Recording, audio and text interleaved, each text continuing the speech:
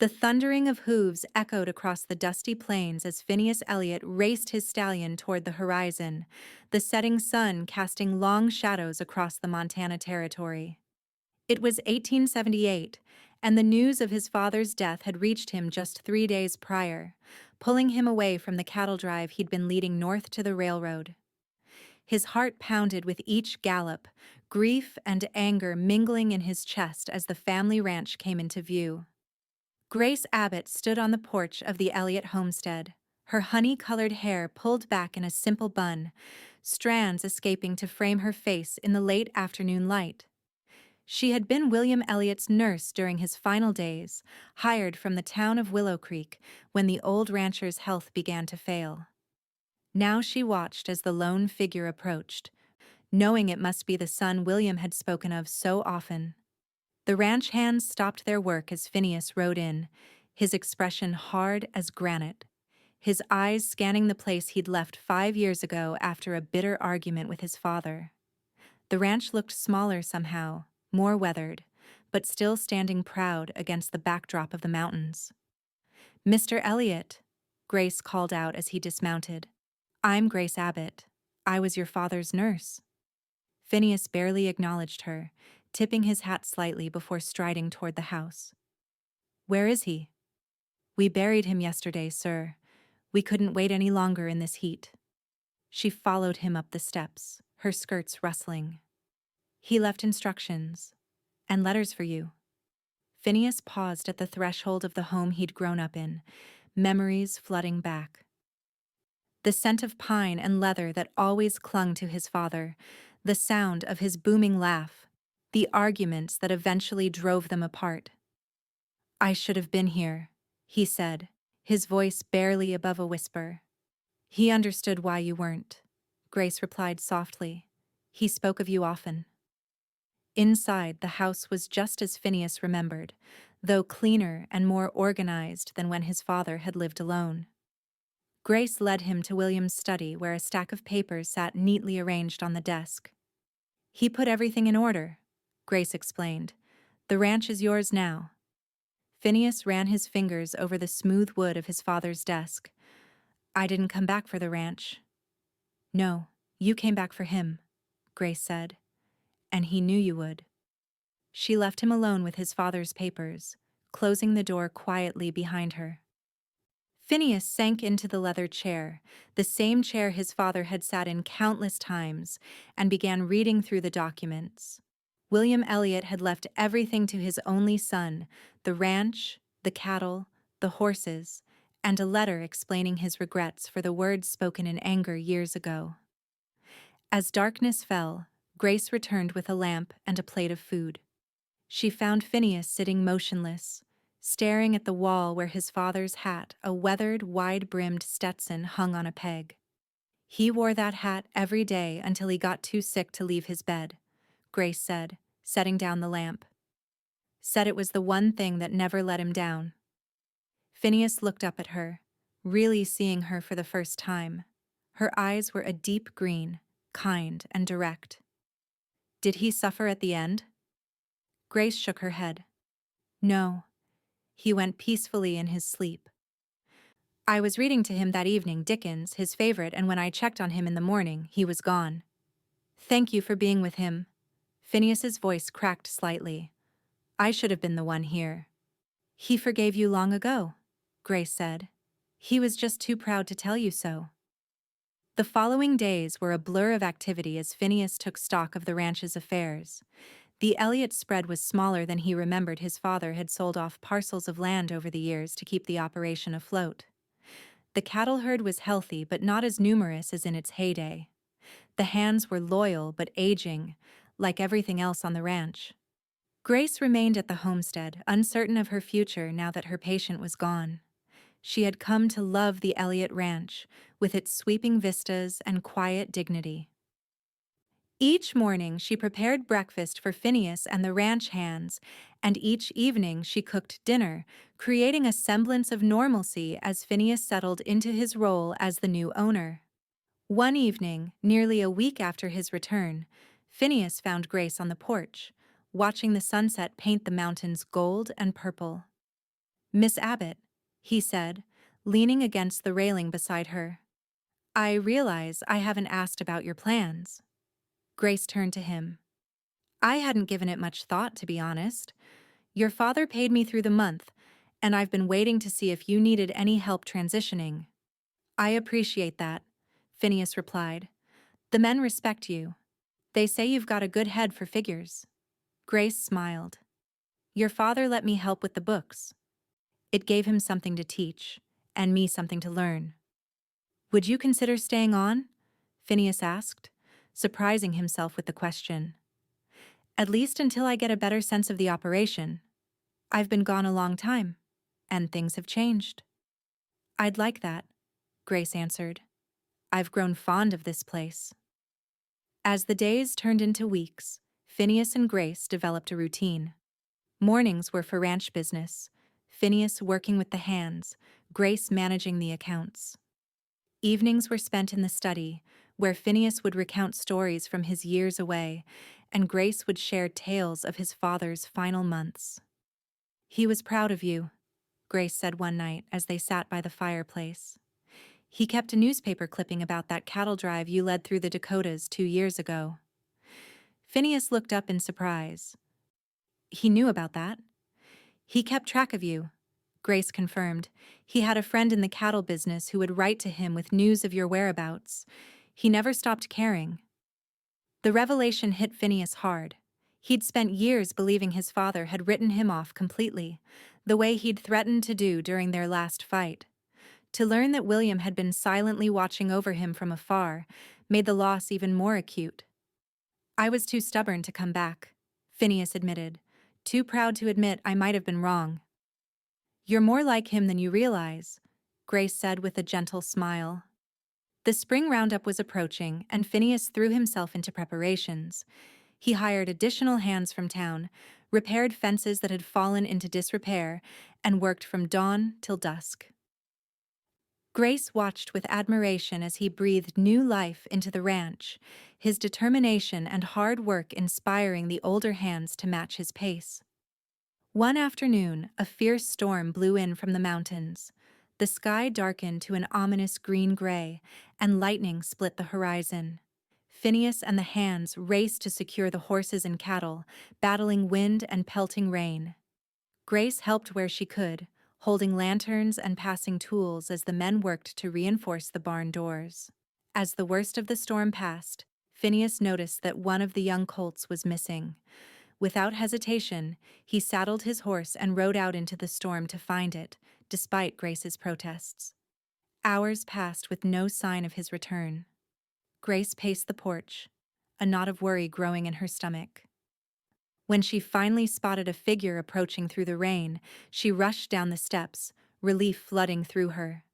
Phineas was soaked to the skin, his horse muddy and exhausted, but the colt trotted alongside them, seemingly none the worse for wear. Grace helped Phineas dismount, noticing how he favored his right leg. "You're hurt," she said, her voice sharp with concern. "Got thrown when lightning spooked the horse," Phineas admitted. "Nothing broken, just bruised." Grace insisted on tending to his injuries, applying salve to a nasty scrape on his shoulder and wrapping his twisted ankle. Her hands were gentle but firm, her manner professional but warm. Phineas watched her work, struck by the care she took and the concentration in her eyes. "You'd have made a fine doctor," he said. Grace's hands paused momentarily. "That was my dream once. My father was a physician in St. Louis.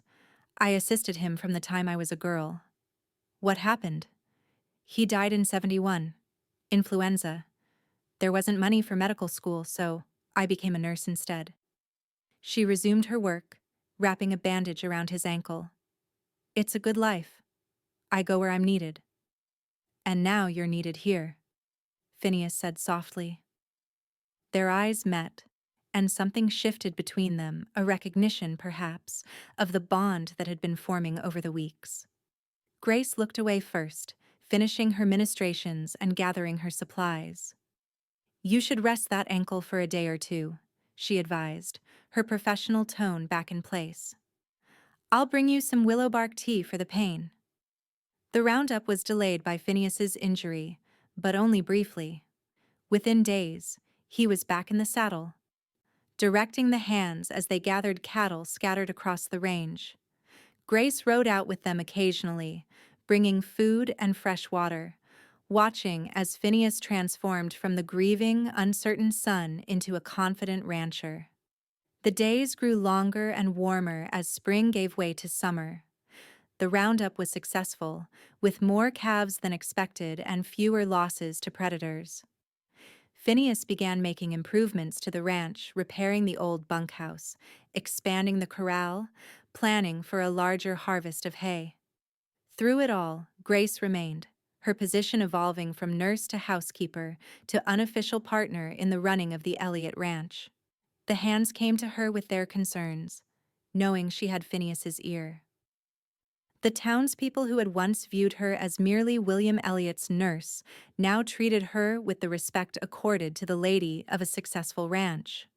One evening in late June, Phineas found Grace in his father's study, a letter in her hand and tears on her cheeks.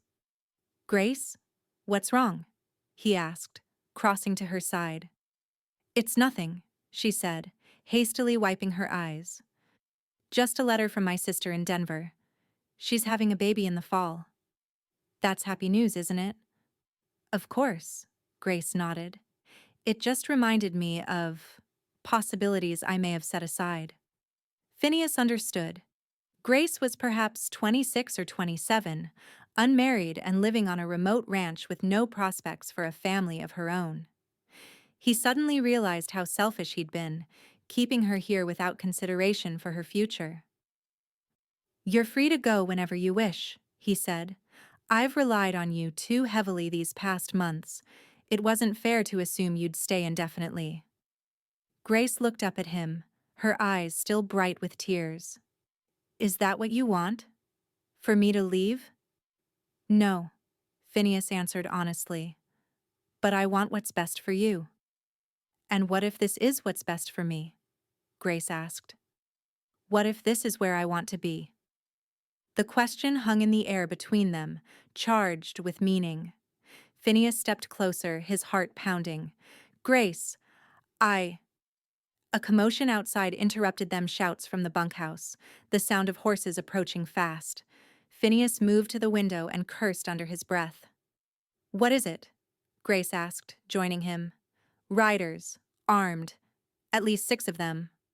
He grabbed his gun belt from where it hung near the door. "Stay inside." Grace watched as Phineas strode out to meet the approaching men, his posture tense but controlled.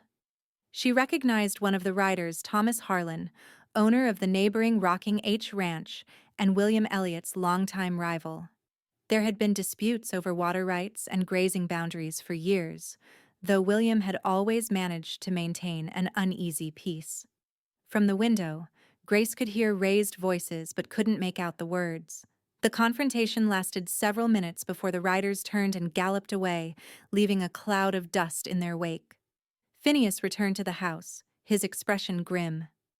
"What did they want?" Grace asked. "Harlan claims my father agreed to sell him our north pasture before he died. Says he has a contract." "That's impossible," Grace protested. "Your father never mentioned selling any more land, especially not to Harlan." "I know," Phineas said. "But Harlan says he has the papers to prove it, with my father's signature. He's giving me 3 days to vacate that section, or he'll bring the sheriff." The north pasture was one of the most valuable parts of the Elliott Ranch, with a year-round spring that provided water for 1/3 of their cattle. Losing it would be a devastating blow. "Your father kept all of his business papers in order," Grace said. "If there was such an agreement, it would be documented." They spent hours searching through William's files, but found no mention of a sale to Harlan. What they did find, however, was evidence that Harlan had been attempting to buy the pasture for years, with increasingly aggressive offers that William had consistently rejected. "He's lying," Phineas concluded. "But why now? Why wait until my father died to make this claim?" "Because he thinks you don't know the history," Grace suggested. He's counting on you being an absentee son who won't fight for the land. Then he's in for a surprise, Phineas said grimly. I may have left, but I'm an Elliott, and we don't give up what's ours without a fight. The next morning, Phineas rode into town to consult with Judge Parker, who had handled the Elliott family's legal affairs for decades. Grace remained at the ranch, instructing the hands to keep watch for any signs of Harlan's men attempting to move onto the disputed land. The town of Willow Creek had grown since Phineas left, with new storefronts lining the main street and more activity around the railroad depot. He tied his horse in front of the judge's office and entered to find the elderly man hunched over a pile of documents. "Young Elliott," Judge Parker greeted him, adjusting his spectacles. "I was wondering when you'd come to see me. My condolences about your father." "Thank you, Judge," Phineas replied, taking a seat. "I'm here about a claim Thomas Harlan is making against our north pasture." The judge's expression darkened. "Harlan's been after that land for years. What's he saying now?" Phineas explained the situation, and Judge Parker listened intently, occasionally making notes on a pad beside him. "Your father would never have sold to Harlan," the judge declared when Phineas finished. "There was bad blood between them going back to the war. Harlan accused your father of stealing cattle during a drive to Kansas. The accusation was false, but Harlan never forgave your father for proving him wrong publicly." "Then what's his game now?" Phineas asked. "My guess is he's got a forged document," Judge Parker said. "Probably had it prepared as soon as he heard of your father's passing. He's counting on you being easy to intimidate since you've been gone so long." "What do we do?" "We wait for him to produce his so-called contract. If it's forged, and I'm certain it is, we'll be able to prove it. Your father had a distinctive way of signing his name. A forgery wouldn't withstand careful examination." Phineas left the judge's office feeling somewhat reassured but still concerned. As he walked down the street toward the general store to purchase supplies, he overheard a conversation between two men loading a wagon. "Heard Harlan's bringing in guns from up north," one said, "preparing for something big." "Wouldn't surprise me," the other replied. "Ever since the old Elliott died, he's been talking big about expanding his operation. Says he's got investors from Chicago backing him." Phineas moved closer, pretending to examine goods displayed outside the store. "He's got at least a dozen new men working for him," the first man continued. "Rough types, not regular cowboys." The news was troubling. Harlan was clearly preparing for more than just a legal battle. Phineas completed his purchases quickly and rode back to the ranch, pushing his horse harder than usual. When he arrived, he found Grace on the porch with a man he didn't recognize, tall, well-dressed, with a notebook in his hand. "Phineas," Grace called. "This is Mr. James Howard from the land office in Helena. He's been looking into county records about the property boundaries." Mr. Howard extended his hand. "Miss Abbott sent a telegram inquiring about any recent transactions involving Elliott land. I happened to be in the area and thought I'd stop by personally." "What did you find?" Phineas asked, shaking the man's hand. "No record of any sale to Thomas Harlan or anyone associated with him," Mr. Howard replied. "The last documented change to the Elliott property was 3 years ago, when your father sold the southeast section to the Mendoza family." The news was a relief, but Phineas knew it wouldn't stop Harlan. "He claims to have a private contract. Without registration at the county office, such a contract would be highly questionable," Mr. Howard explained. "But I'd need to see it to give a proper assessment." After the land agent departed, Phineas shared what he'd learned in town about Harlan's preparations. Grace listened with growing concern. "He's not planning to let this go to court," she concluded. "He wants to force you out by any means necessary." "I won't be forced," Phineas stated firmly. "This is Elliott land, and it's going to stay that way." That night, Phineas called a meeting with the ranch hands. 8 men gathered in the bunkhouse, most of them older cowboys who had worked for William Elliott for years. Phineas explained the situation with Harlan and asked if any wished to leave before trouble came. I've worked this land for 20 years, said Jasper, the oldest of the hands. Ain't no Harlan gonna run me off. The others voiced similar sentiments. They were loyal to the Elliott name and prepared to defend what was right. Phineas was moved by their dedication, realizing that his father had earned their respect through years of fair treatment and honest dealing. We'll set up watches, Phineas decided, 2 men at a time, rotating through the night. If Harlan makes a move, I want to know about it immediately.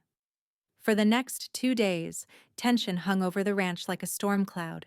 Phineas and the hands kept the cattle away from the disputed pasture, moving them to the south range where they could be better protected.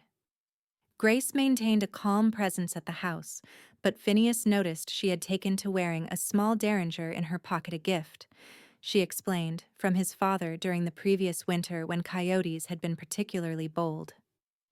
On the third day, just as the sun was setting, Harlan arrived with 3 men. Phineas met them in the yard, Grace standing on the porch behind him, the ranch hands strategically positioned around the property.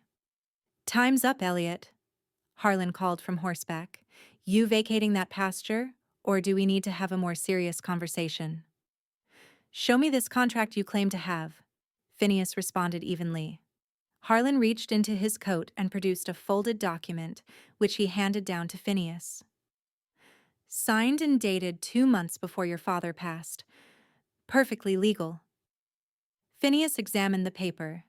It appeared to be a standard land sale agreement, with his father's signature at the bottom. But something about the signature caught his eye, a slight hesitation in the curve of the W that his father would never have made. William Elliott had signed his name the same way for 50 years. "This isn't my father's signature," Phineas declared, looking up at Harlan. "It's a clumsy forgery." Harlan's face darkened. "Are you calling me a liar, boy?" "I'm calling you a forger," Phineas replied, "and I have proof. My father kept carbon copies of every letter and contract he ever signed. There's no record of this agreement because it never existed." "Your word against mine," Harlan sneered. "And I've got friends in the territorial court." "It's not just my word," Phineas said. "Judge Parker has verified the forgery, and the land office in Helena has confirmed no sale was ever registered." Harlan's confident expression faltered slightly. "That pasture should have been mine years ago. Your stubborn father refused every fair offer I made." "Then you should have kept making fair offers," Phineas replied, "instead of resorting to fraud." For a moment, tension crackled in the air like lightning before a storm. Harlan's hand hovered near his pistol, and his men shifted nervously in their saddles. Then, from around the barn and bunkhouse, the Elliott ranch hands emerged, rifles ready but not aimed directly at the visitors. Harlan assessed the situation, his jaw tight with anger. "This isn't over, Elliott." "It is, if you're smart," Phineas countered. "Judge Parker is preparing to file charges of attempted fraud. Walk away now, and maybe we can convince him to reconsider." With a final glare, Harlan wheeled his horse around and galloped away, his men following close behind. The ranch hands remained vigilant until the riders disappeared into the distance. Grace descended from the porch and approached Phineas. "Do you think he'll come back?" "Not legally," Phineas said, "but we'll keep the watches going for a while, just to be safe." That night, after the excitement had subsided and the ranch was quiet, Phineas sat on the porch steps, his father's battered ledger in his hands. The book contained years of notes about the ranch weather patterns, cattle prices, water levels in the creeks, an almanac of the Elliott legacy. Grace joined him, carrying 2 cups of coffee. "You stood your ground today," she said, handing him a cup. "Your father would have been proud." "I'm not sure about that," Phineas replied. "He always said I was too hot-headed, too quick to fight." "You weren't hot-headed today," Grace observed. "You were measured, calm. You used facts and reason instead of force." Phineas smiled slightly. "Maybe I've learned something in the last 5 years." They sat in companionable silence, watching the stars emerge in the deepening twilight. The air was fragrant with sage and pine, the distant lowing of cattle a soothing counterpoint to the chirping of crickets. Grace, Phineas said finally, when this business with Harlan is truly settled, I'd like to talk about your future here. My future? She echoed. I've been thinking about what you said about this being where you want to be, Phineas continued. I need to know if that's still true, because I'm making plans for the ranch, long-term plans, and I'd like you to be part of them. Grace turned to look at him, her expression soft in the fading light. What kind of plans? Expanding the herd, improving the bloodlines, building a new house not to replace this one, but in addition to it. For when there might be a family to consider. The implication hung in the air between them, neither quite ready to speak it aloud but both aware of its presence. Those sound like good plans, Grace said carefully. And yes, I'd still like to be part of them, in whatever capacity makes the most sense. Phineas reached over and took her hand, his calloused fingers entwining with hers. We'll figure that out together. The following weeks were busy ones at the Elliott Ranch. True to his word, Judge Parker filed a complaint against Thomas Harlan for attempted fraud. The territorial marshal investigated and found evidence that Harlan had hired a man in Butte to forge documents, not just for the Elliott property, but for several other landholdings in the area. With Harlan facing legal troubles, the threat to the ranch subsided. Phineas turned his attention to improving the operation, implementing ideas he'd gathered during his years on the trail. He sent away for books on selective breeding and newer farming techniques, determined to make the Elliott Ranch not just survive, but thrive. Grace remained by his side through it all, her practical knowledge of the ranch's finances complementing his hands-on experience with cattle. They made a good team, each respecting the other's expertise, their partnership growing stronger with each passing day. One morning in late July, Phineas announced he needed to ride into Willow Creek for supplies. Grace offered to accompany him, as she had errands of her own to run. The town was busy, with wagons lining the streets and people bustling about their business. Phineas and Grace split up to complete their tasks more efficiently, agreeing to meet at the hotel dining room for lunch. Grace finished her shopping and was heading toward the hotel when she noticed a commotion down the street. A crowd had gathered outside the saloon, and she could hear raised voices. As she drew closer, she recognized one of the voices as Phineas's.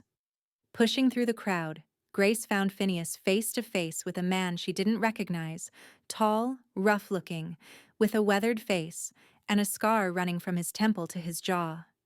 I'm telling you, the man was saying, William Elliott was a cheat and a thief. He ruined my father, drove him to drink himself to death. That's a lie, Phineas responded, his voice tight with controlled anger. My father was many things, but he was an honest man. Honest? The man scoffed. He bought our mortgage from the bank and called it due a week later, knowing we couldn't pay. Took our land for pennies on the dollar. If he did that, he had his reasons, Phineas insisted. And I don't believe it happened the way you claim. The man's hand moved toward his gun. Call me a liar again, Elliott. Grace pushed forward. Stop this, both of you. Her voice cut through the tension, causing both men to turn and look at her. The stranger's eyes narrowed. Who's this? Your woman? I'm Grace Abbott, she replied firmly. I worked for William Elliott in his final days, and I can tell you he was a man of honor. Whatever grievance you think you have, it won't be settled by violence in the street. The man hesitated, his hand still hovering near his weapon. Then, to everyone's surprise, he laughed a harsh, barking sound. You've got spirit, I'll give you that. What's your name? Grace asked. Doyle, Jack Doyle.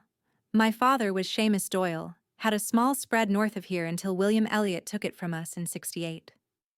Grace glanced at Phineas, whose face had gone still with recognition. The Doyle place, he murmured. I remember now. Then you remember what your father did. Jack Doyle pressed. I remember my father talking about Seamus Doyle, Phineas said slowly. He said it was the hardest business decision he ever made. Business, Doyle spat. It was our home. Mr. Doyle, Grace interjected, why don't we discuss this somewhere more private? The hotel has a meeting room we could use. After a tense moment, Doyle nodded grudgingly. Fine, but I want answers. The three of them moved to the hotel, where Grace arranged for the small meeting room off the lobby. Once they were seated, Phineas addressed Doyle directly. I was only 15 when the situation with your father's ranch occurred, he began. I know my father purchased the mortgage from the Territorial Bank, but I never understood why. He wanted our spring, Doyle said bitterly. We had the best water source in the county, and he wanted to control it. Phineas frowned. That doesn't sound like my father. He had plenty of water on our land. Not during the drought of '67, Doyle countered. Everyone was hurting, but our spring never ran dry. Your father offered to buy the property outright, but my father refused to sell. So he found another way to take it. Wait, Grace interrupted. The drought of '67. William mentioned that time to me. He said it was the year of the Great Cattlemen's Agreement. What agreement? Doyle asked. The ranchers in the valley agreed to share water resources during the drought, Grace explained. Those with reliable sources would allow others to bring their cattle to drink, regardless of property lines. My father never heard of such an agreement, Doyle insisted. Because Seamus Doyle refused to meet with the other ranchers, Phineas said, memory dawning. My father told me about a newcomer who wouldn't cooperate, who turned away cattle that were dying of thirst. Doyle's expression faltered. That's not how my father told it. There are likely two sides to this story, Grace suggested gently, and both versions probably contain some truth. Phineas stood and began pacing the small room. If I remember correctly, my father tried to reason with yours, Mr. Doyle. When that failed, he took more drastic measures. He always regretted the outcome, but he felt he had no choice. The drought was killing cattle all across the territory. Doyle was quiet for a long moment, his face troubled. My father was a proud man, stubborn. If he thought someone was trying to take advantage of him, he'd fight back, even to his own detriment. That sounds familiar, Phineas said with a sad smile. My father was cut from the same cloth. The tension in the room had dissipated, replaced by a melancholy understanding. Two proud men, each doing what they thought right, had collided decades ago with consequences that echoed into the present. What happened to the Doyle land? Grace asked softly. My father sold most of it back to the smaller ranchers in the area, Phineas answered.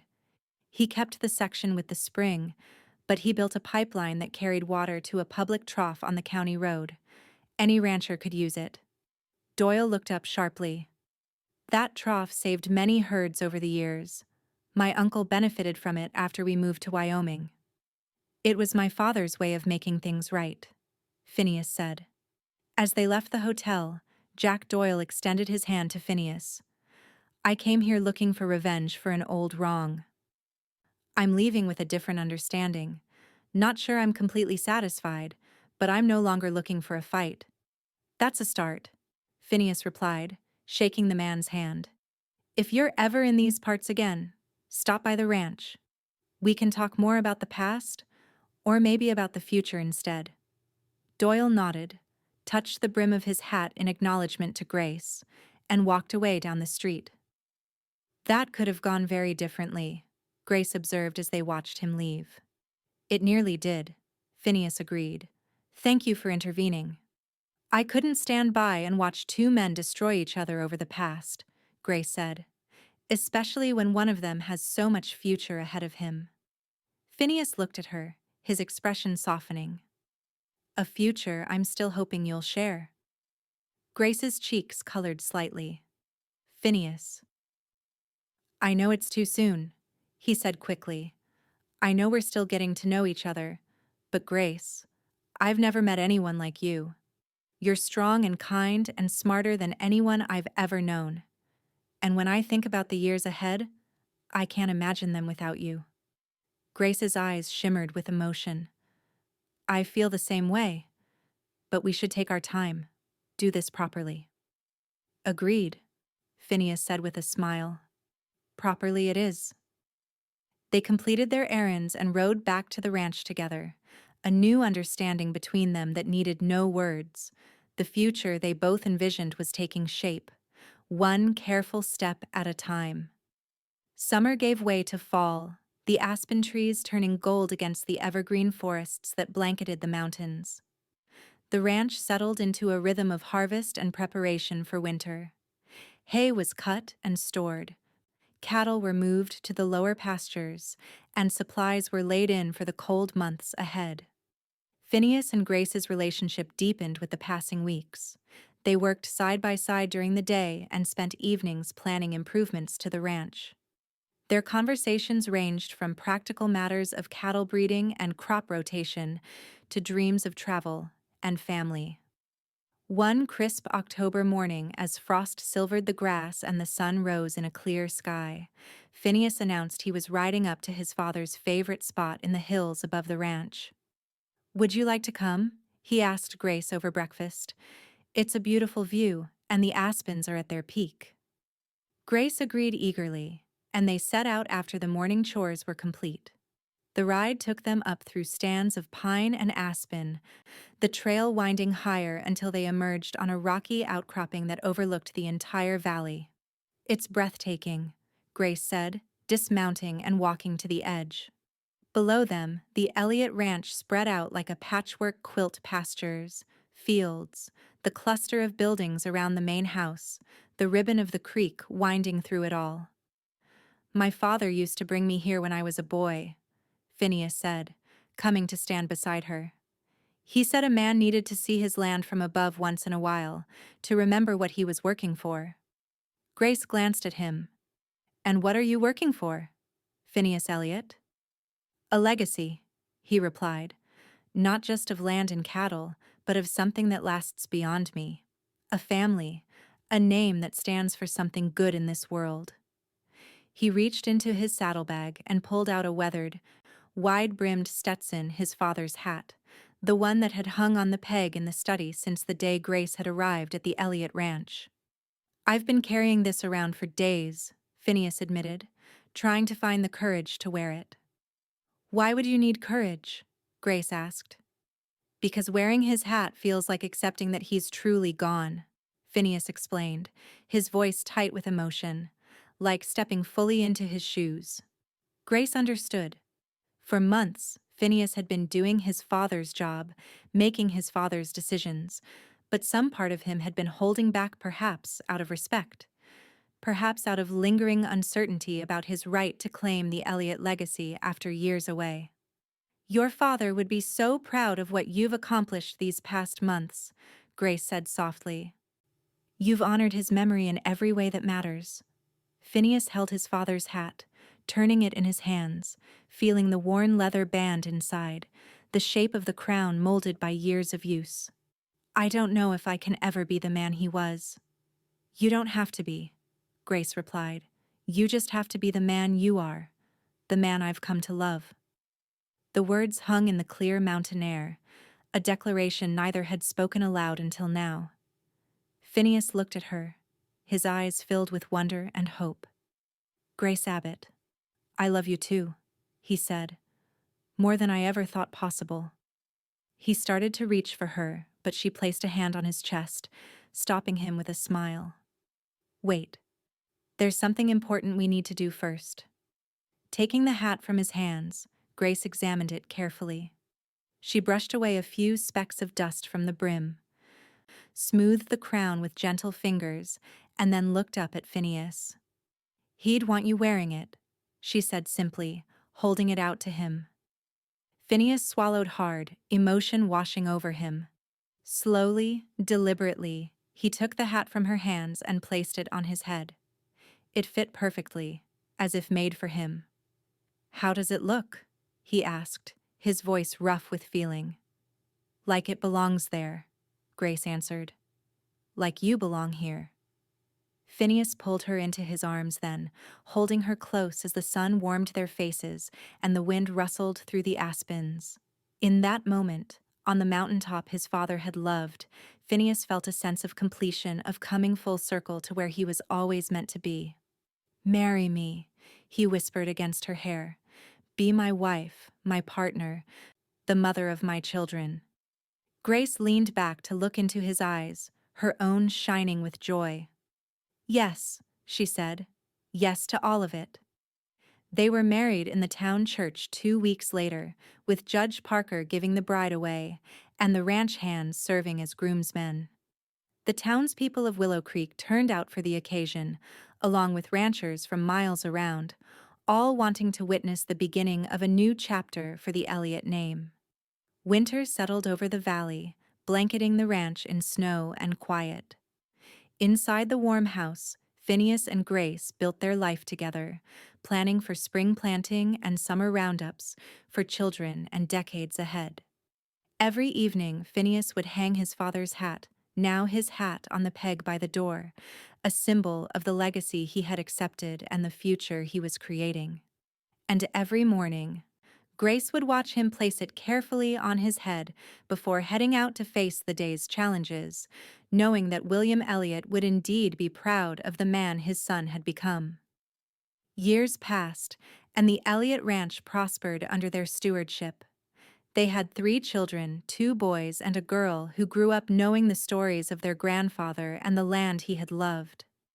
The youngest, William, took particular interest in his namesake's hat, which still hung by the door, weathered but intact. When will it be my turn to wear it? Young William asked his father one evening as they sat on the porch watching the sunset. Phineas, his hair now touched with gray but his eyes still bright, smiled at his 10-year-old son. When the time is right, he answered, when you're ready to carry on what it represents. Grace, coming to join them with cups of coffee, caught the exchange and laid a hand on her husband's shoulder. Your father wore it for 30 years before passing it to you, she reminded him. You've got many good years left to wear it yourself. Phineas reached up to cover her hand with his own. And many good years to watch this young man grow into someone worthy of it. Young William beamed with pride at his father's words, understanding that the hat was more than just a piece of clothing.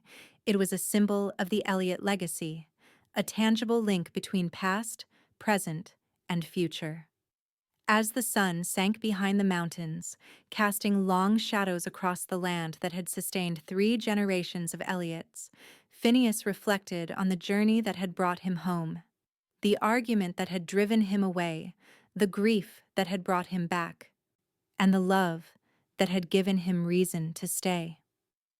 He thought of that day on the mountaintop, when Grace had handed him his father's hat and spoken the words that had helped him embrace his inheritance. In that simple gesture, she had bridged the gap between loss and continuity, between the man who was gone and the man who remained. The ranch would continue, the Elliott name would endure, and the hat would pass from father to son, carrying with it the stories and values of those who had worn it before. And through it all, the love that had begun in a time of mourning would continue to grow, as enduring as the mountains and as nurturing as the land itself.